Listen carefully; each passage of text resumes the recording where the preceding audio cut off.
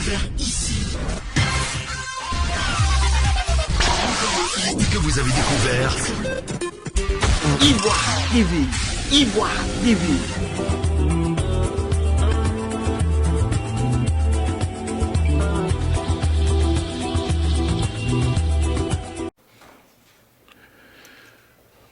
Bien, merci.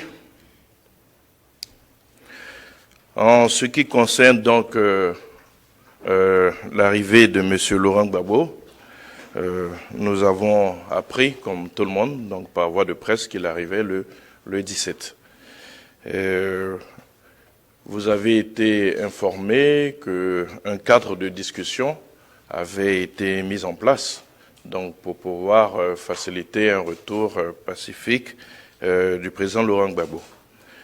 Au cours de ce cadre, un ensemble de questions ont été évoquées avec les émissaires de M. Laurent Gbagbo et ils ont été informés de toutes les dispositions sécuritaires qui ont été annoncées, toutes les dispositions pratiques pour l'accueil. Vous avez constaté que ce sont eux-mêmes qui vous ont annoncé que le chef de l'État donc ouvrait le pavillon présidentiel donc à M. Laurent Gbagbo. Donc à partir du moment où tout se passe très bien dans ce cadre de concertation et que les émissaires de M. Laurent Gbagbo sont ceux qui décident de communiquer quand ils veulent, nous avons fait notre travail dans le cadre de concertation qui a été mis en place et toutes les réponses ont été apportées dans ce cadre-là.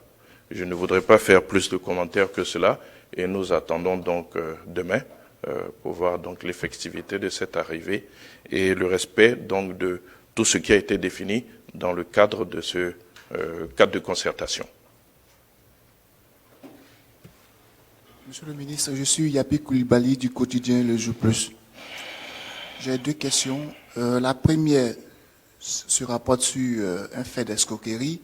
Monsieur Koulibaly Lamine, né le 25 juillet 1964 à Mans, marié et père de 5 enfants, directeur général de l'AGF, agent de gestion foncière, a été inculpé d'escroquerie portant sur la vertigineuse somme de 998 milliards 772 millions 672 000. L'AGF est une société anonyme à participation publique. Le contribuable peut savoir qu'est-ce qui s'est passé. Est-ce que vous en avez parlé en Conseil des ministres? C'est la première des questions. La seconde, je reviens sur le cas de M. Laurent Gbagbo. Il vient demain, mais on sait que M. Laurent Gbagbo a été condamné à 20 ans de prison pour casse de la BCAO. Demain, qu'est-ce qui va se passer? La justice va tout laisser tomber ou la justice va l'arrêter à l'aéroport parce que, entre guillemets, c'est un repris de justice? Merci pour votre question. En ce qui concerne le directeur général de l'AGF, je souhaiterais ne pas m'exprimer sur une affaire qui est en cours. Il faudrait savoir qu'il est présumé innocent jusqu'à ce que justice soit rendue.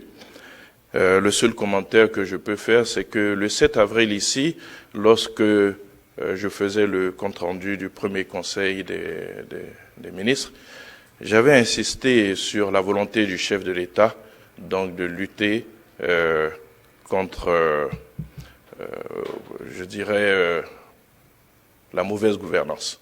Et il avait même dédié un ministère à ce sujet. Donc je ne voudrais pas faire plus de commentaires que cela, mais dire que le chef de l'État lui-même avait annoncé depuis le 7 que ce mandat serait un mandat qui permettrait de lutter contre la corruption et tout ce qui est acte de mauvaise gouvernance. Maintenant, comme l'affaire est en cours, je ne voudrais pas faire plus de commentaires que cela. Le DG étant présumé innocent jusqu'à ce que la justice se prononce. Pour ce qui est de M. Laurent Gbagbo, je voudrais que nous sommes ici à la présidence. C'est le siège de l'exécutif. Et je parle au nom de l'exécutif. L'exécutif a pris toutes les dispositions nécessaires pour accueillir M. Laurent Gbagbo. Je ne peux m'exprimer qu'au nom de l'exécutif. Et au nom de cet exécutif, M. Laurent Gbagbo aura droit à tout ce à quoi il a droit du point de vue de la loi. Et c'est ce qui est en train donc d'être mis en œuvre. Je ne peux pas faire d'autres commentaires. L'exécutif jouera son rôle.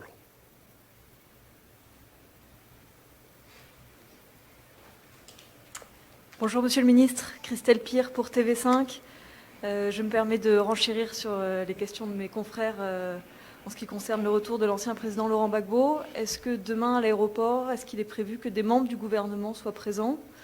Et deuxième question, en dehors de l'aéroport, est-ce que du point de vue de l'exécutif et notamment du ministère de la Sécurité, est-ce qu'il y a eu une autorisation ou une interdiction pour les partisans de l'ancien président de se rassembler dans la ville d'Abidjan?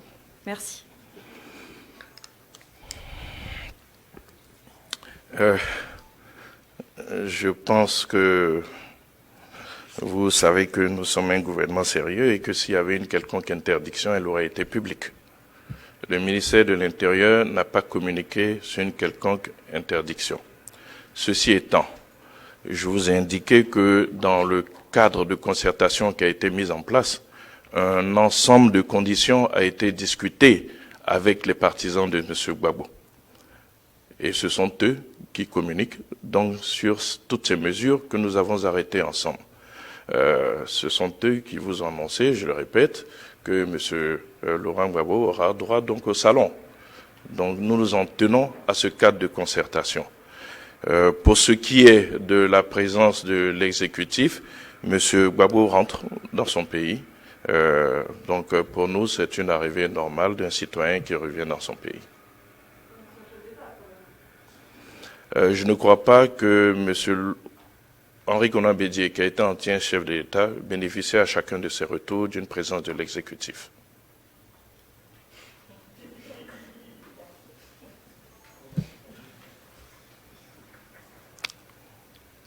Merci. Bonjour Monsieur le Ministre, Corona Sekongo, Radio Côte d'Ivoire.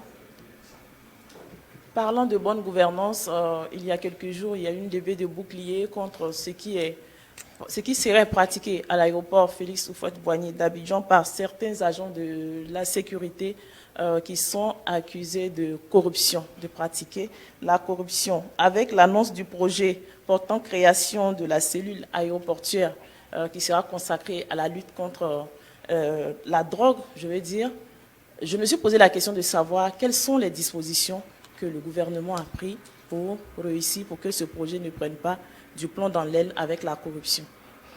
Merci. Alors, ce que je vais vous indiquer, c'est que la CAT existe déjà. Pour ceux qui ont de la mémoire, et, il y a quelques années, on avait dû remplacer tous les anciens agents de la CAT. Ce sont de nouveaux agents qui ont été donc désignés, et tous ces nouveaux agents ont subi ce que l'on appelle le test du polygraphe, qui permet donc de tester la psychologie des agents. Le texte qui a été pris permet à cette CAT, qui jusqu'alors n'avait pas de budget propre pour fonctionner, d'avoir son budget propre de fonctionnement. Et je peux vous assurer que le champ donc d'intervention de la CAT est large. Nous n'avons cité que la question donc de la lutte contre la drogue et les différents trafics illicites transnationaux, mais les agents de la CAT, en tout cas, ont compétence sur la plateforme aéroportuaire, donc de traquer tout ce qui est criminalité. Et ce sont des agents assermentés qui ont subi un test rigoureux de recrutement.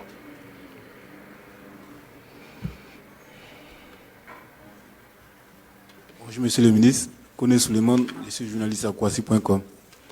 Monsieur le Ministre, vous avez dit tout à l'heure qu'il y a 10 sociétés d'État n'ont pas pu atteindre les objectifs. Est-ce qu'on peut avoir le nom de ces sociétés-là?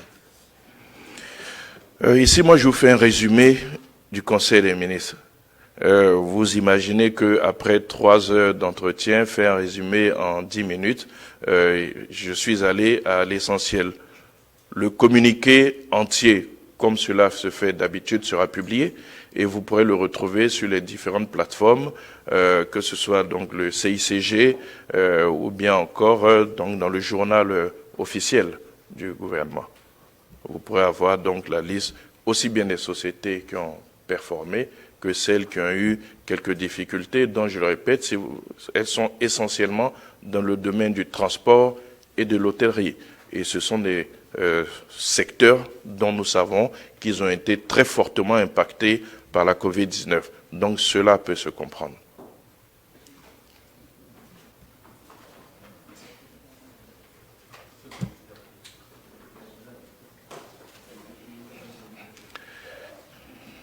Bien, je vous remercie.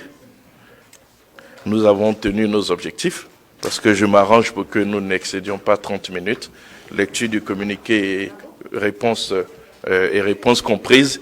Et depuis quelque temps, en tout cas, je salue votre performance.